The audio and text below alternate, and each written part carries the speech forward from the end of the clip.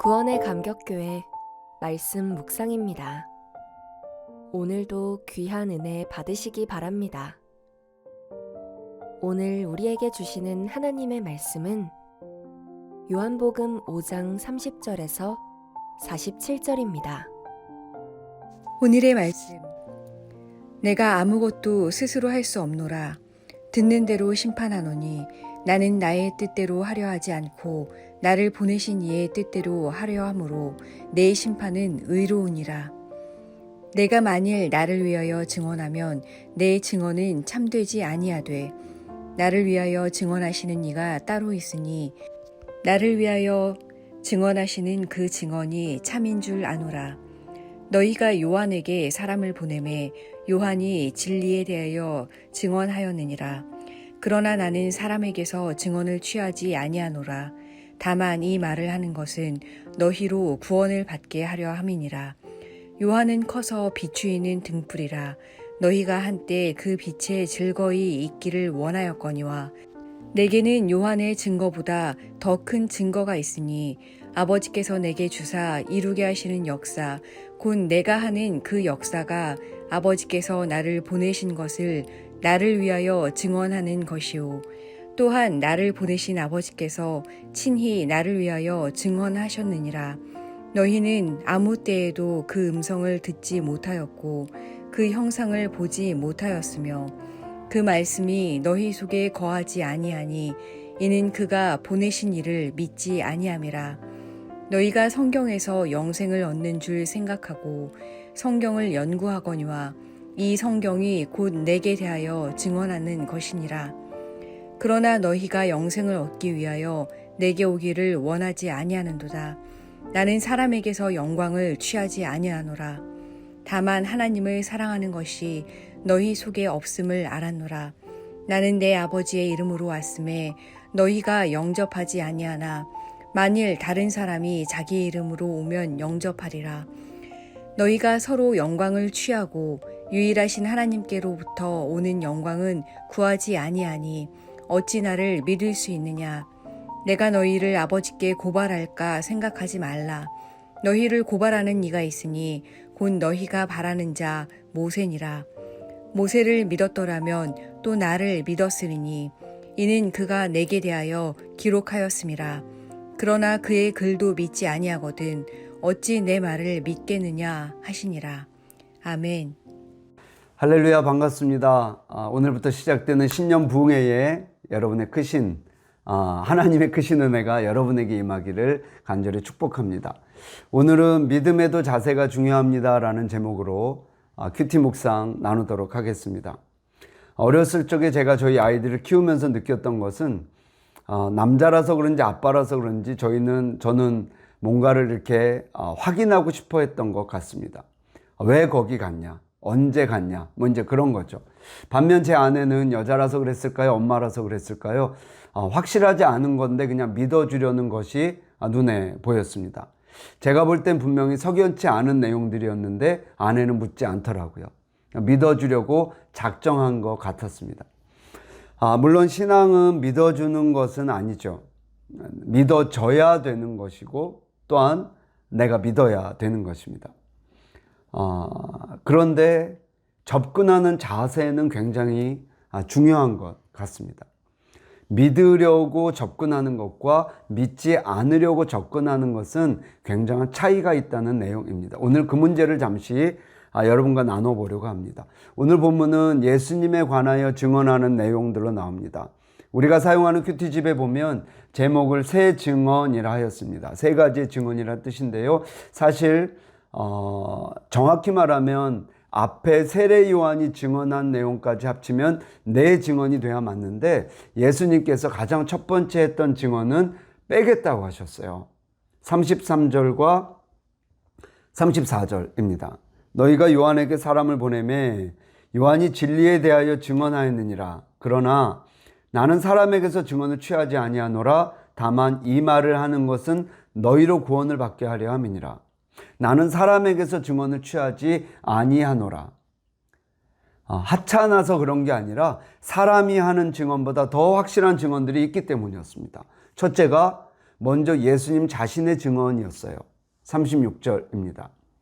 내게는 요한의 증거보다 더 큰 증거가 있으니 아버지께서 내게 주사 이루게 하시는 역사, 곧 내가 하는 그 역사가 아버지께서 나를 보내신 것을 나를 위하여 증언하는 것이요. 즉 예수님이 하시는 그 일 자체가 예수님을 증언하고 있다고 말하고 있습니다.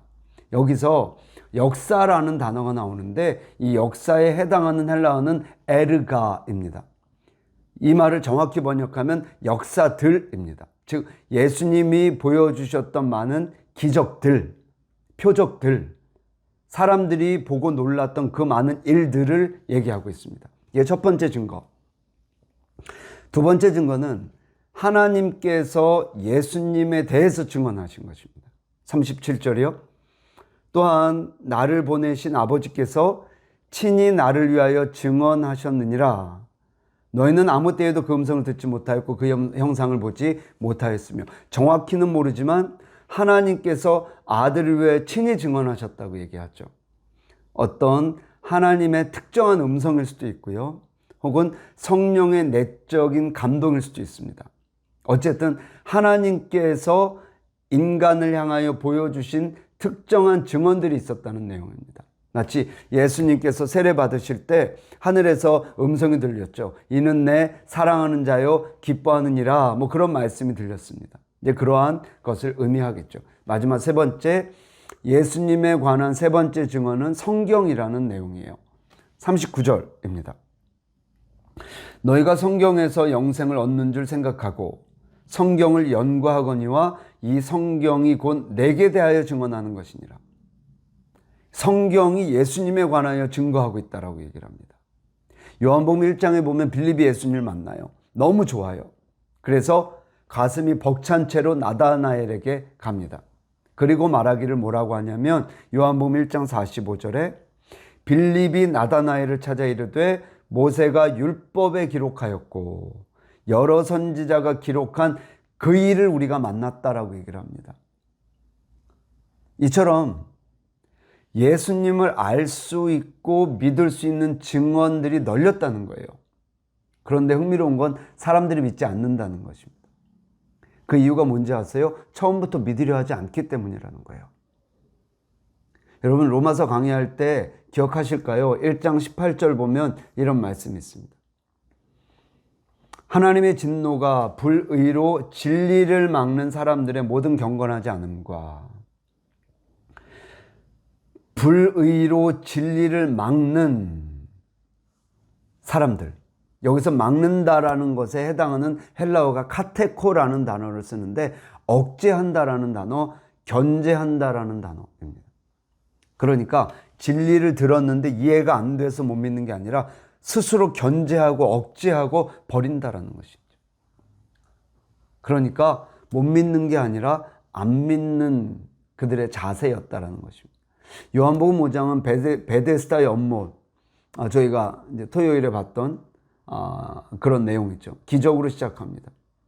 아무런 소망 없던 주변에 그냥 널려있던 그런 많은 환자들 중에 한 명이었던 38년 된 병자를 고치시는 장면이 처음에 나옵니다. 그러나 44절에 보면 이런 내용이 나와요. 너희가 서로 영광을 취하고 유일하신 하나님께로부터 오는 영광은 구하지 아니하니 어찌 나를 믿을 수 있겠는가? 결국 예수님께서 수많은 증거들을 보여주셨는데도 그들이 예수를 믿지 않았다라는 것입니다. 왜요? 믿으려 하지 않았기 때문에. 그러면서 하는 내용의 얘기가 너희가 서로 영광을 취하고 그래요. 이제 이게 쉽게 말하면 하나님을 믿을 마음이 없는 채로 우리 가운데 좋은 것만 서로 공유했다라는 것입니다. 하나님이 없는 봉사, 하나님이 없는 나눔, 하나님께 관심이 없는 예배. 그러니까 하나님을 믿지 않는 채로 하나님과 관련된 행사들을 했다라는 것입니다.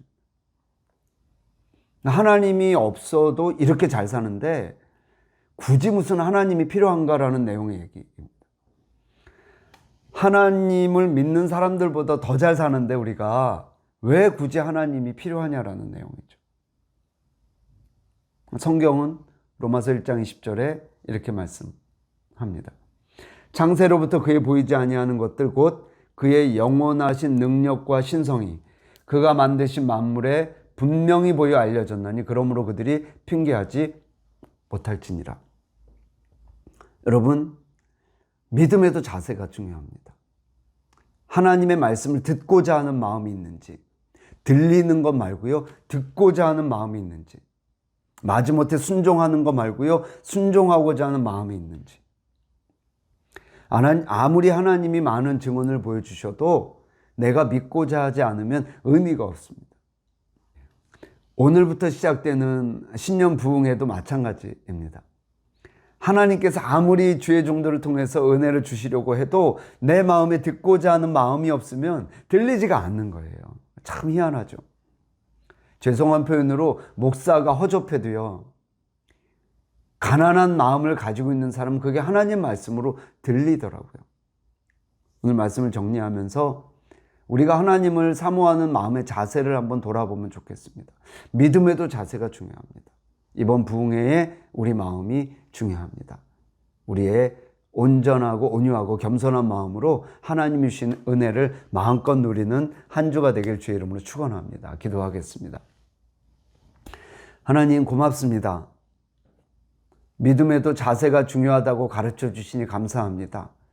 행여나 배부른 마음으로 하나님의 말씀을 보고 있는 것은 아닌지, 교만한 마음으로 접하는 것은 아닌지 돌아보게 하시고, 오늘도 온유하고 겸손한 마음으로 하나님의 말씀을 사모할 수 있도록 도와주시옵소서. 특별히 부흥회가 시작됩니다. 가난한 마음으로, 목마른 마음으로 하나님의 말씀을 사모하는 귀한 한 주가 되도록 은혜 더해 주시옵소서. 예수님의 이름으로 기도드리옵나이다. 아멘.